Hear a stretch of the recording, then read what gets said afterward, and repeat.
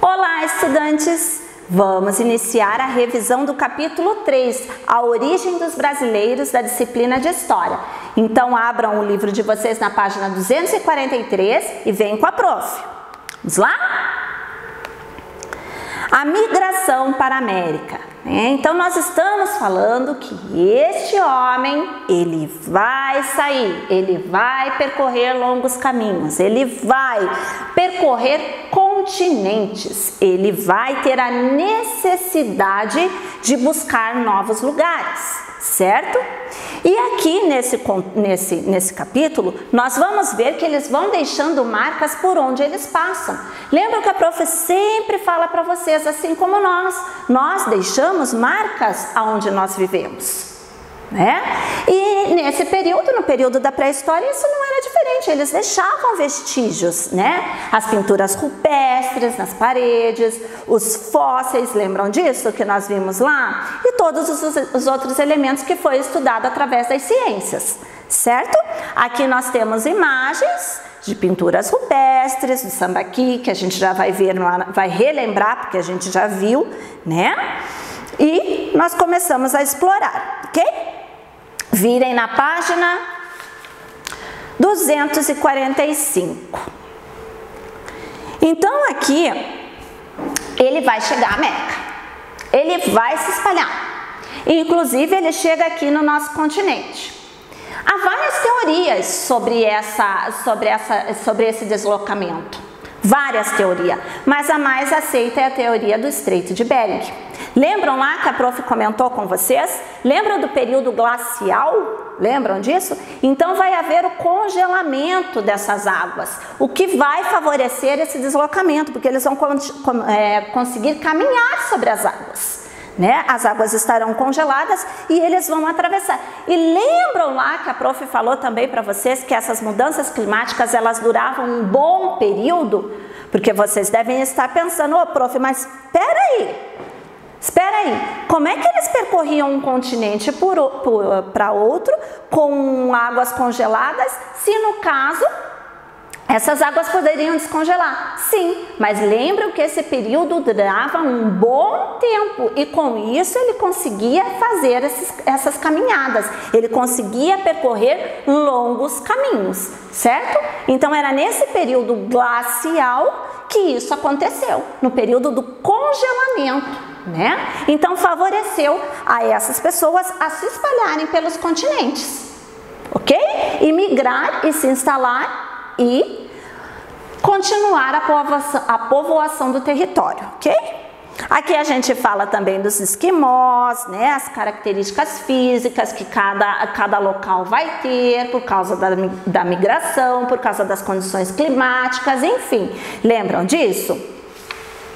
Vamos lá para a Lagoa Santa, viagem comigo aqui, ó. Vamos lá para a Lagoa Santa em Minas Gerais. Aqui no Brasil, nós também temos vestígios da pré-história, gente. Aqui no Brasil, há vários sítios arqueológicos. Foram encontrados vários vestígios, certo? E um deles aqui é em Lagoa Santa. É o sítio, olha lá, que onde foi encontrado vários vestígios e seus estudos iniciaram em 1835. Ô professora, e ainda continua os estudos? Sim, gente.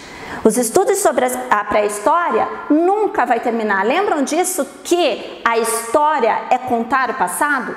Daqui um tempo, daqui anos, estarão contando o que nós estamos vivendo hoje.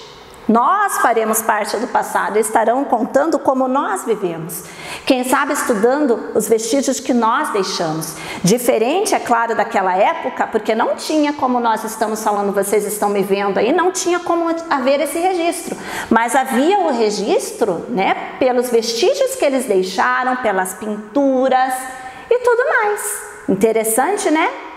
Então, aqui nós começamos a falar sobre o Brasil. Olha o homem que chegou ao Brasil, ele chega aqui, ele se instala aqui, ele vive aqui, ele deixa suas marcas aqui. Aqui também nas aulas anteriores de história, a prof pediu para que vocês lessem sobre Walter Neves, né? O arqueólogo, que ele pesquisou bastante o território brasileiro. Ele vai dizer aqui, vão caracterizá-lo como pai de Luzia. Lembram disso na nossa última aula que eu falei para vocês? Mulher mais antiga, né? Aqui encontrada aqui no Brasil. Vamos lá que logo a gente vê ela. Virem ali, ó, na página 248, porque aqui a gente começa a falar sobre a Luzia, sobre as características dessa mulher, né, encontrada, fóssil encontrado na região, olha lá, de Lagoa Santa, com características muito parecidas com as características de pessoas que nós vimos hoje. Olha ela lá, né? Então aqui, novamente, a gente vai falar sobre essa migração, que a teoria mais aceita é a teoria a travessia pelo Estreito de Bering, que a professora já falou para vocês, né? É a teoria mais aceita como eles chegaram. E lembrando que não existia só essa teoria. Ok? Não existia só essa teoria. Ela é a mais aceita. Diante de vários estudos sobre a pré-história, ela é a mais aceita. Há relatos que esses homens também poderiam ter atravessado continentes através da jangada. Lembra que ele se torna habilidoso e começa a construir tais ferramentas, tais recursos? Não dá para afirmar, né, estudantes? A gente não consegue afirmar porque nós não temos o registro real daquele local, daquele momento. Nós temos estudos sobre os acontecimentos, sobre o que foi deixado por eles. Então ali a gente percebe, por esse período glacial ser um período bem extenso, que talvez sim essa migração aconteceu pela travessia do Estreito de Bering. Corajosos esses homens, né? Muito corajosos. Então vamos lá para a página 249, onde nós continuamos falando sobre o território brasileiro e sobre os sítios arqueológicos encontrados aqui no Brasil. Aqui tem de São Raimundo Nonato, no Piauí também. Foram encontrados vestígios muito antigos da ocupação humana, ok? Vários estudos apontam esses vestígios. Virem lá na página 250. Explorem com atenção essa revisão em casa, né? Releiam o conteúdo, lembrem sempre de dar mais importância àquilo que nas aulas anteriores a prof pediu para vocês riscarem. Lembram lá que eu pedi para vocês riscarem? Então deem bastante importância. Leiam de novo aqui esse texto sobre a Serra da Capivária, que é bem legal, e vamos lá na página 251, onde nós vamos falar dos sambaquis. O que é sambaquis, professora? Sambaqui? Não é sambaqui, não. São sítios arqueológicos, né? Esses sítios arqueológicos são específicos do Brasil, aqui, do nosso país, certo? Eles ficam concentrados na região sudeste e na região sul, e principalmente no estado de Santa Catarina. Olha só que interessante. E aqui a gente vai falar também de como esse solo ele foi formado por bastante conchas, olha lá, ossos de animais, espinhos de peixe misturados com solo que foram se acumulando durante milhões de anos. Eita, prof, que interessante, mas por que havia tanta concha, professora? Lembram lá, gente, que eles moravam próximo ao litoral?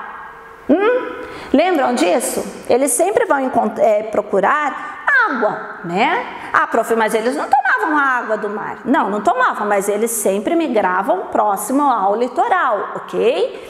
E no litoral há a presença de peixes, de moluscos que faziam parte da alimentação dessas pessoas, ok? Esses molúsculos são animais marinhos, que assim como as ostras e pequenos mariscos, têm as cascas.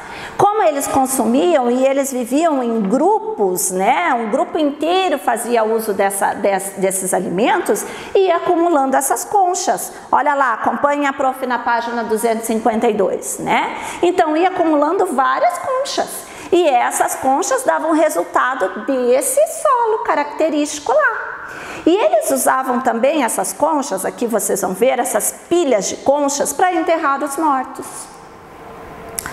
Assim evitava um mau cheiro, porque o corpo entrava em decomposição, assim como o nosso entra, o deles também entrava. Então isso fazia com que eles, né, dessem um jeito de evitar o mau cheiro.